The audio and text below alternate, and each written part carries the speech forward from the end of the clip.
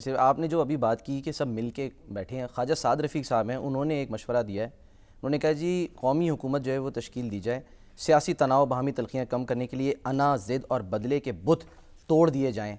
वफाक में हुकूमत साजी के लिए सादा अक्सरियत किसी के पास नहीं है, तो नहीं, ये वो तो पॉसिबल है सर उनकी अपनी ख्वाजा जमात? साद रफीक तो मुबारकबाद भी दे चुके खोसा साहब जी को। बिल्कुल दी है उन्होंने। और खोसा साहब ने बड़ी नखरा करते हुए मुबारकबाद कबूल कर की। ली। लेकिन सवाल ये है, ये तो बात बड़ी अच्छी, इससे बड़ी अच्छी बात क्या हो सकती है? यार मुल्क तो सबका है ना, मुल्क की जो इकोनॉमी है, जो सूरत हाल है, उस सब मिलके अगर इसको निकाल लें खड्डे से, तो करी अच्छी बात है। अभी IMF से डील करनी है, आपने अरबों डॉलर जो है वो उसकी आपको जरूरत होगी, 50-60 अरब डॉलर की आपको जरूरत होगी, शायद इससे भी ज्यादा की अगले साल में। बिल्कुल। आपने कुछ लोगों के कर्जे उतारने हैं, कुछ आपने स्केड्यूल करवाना है, कोई कर्जा, एक लंबी आपकी लिस्ट है। तो अब आप गैस की कीमत सर आज बढ़ा दी गई है, तो पड़ेगी ना भाई। बिजली की बढ़ने वाली है, पेट्रोल की भी बढ़ने वाली है।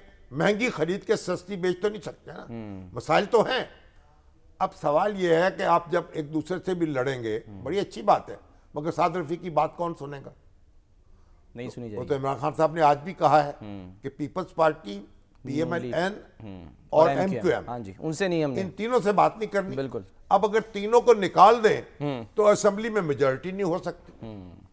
कौमी असेंबली में अगर बाकी सारे मिल जाएं या 3 बार निकल जाएं, किसी के पास मेजॉरिटी नहीं कर सकते। नहीं कर आप सकते, बिल्कुल। इनको मिलाना पड़ेगा तो मेजॉरिटी होगी, नहीं तो आप अपोजिशन में बैठेंगे, कायदे हिस्ब इख्तलाफ बन जाए।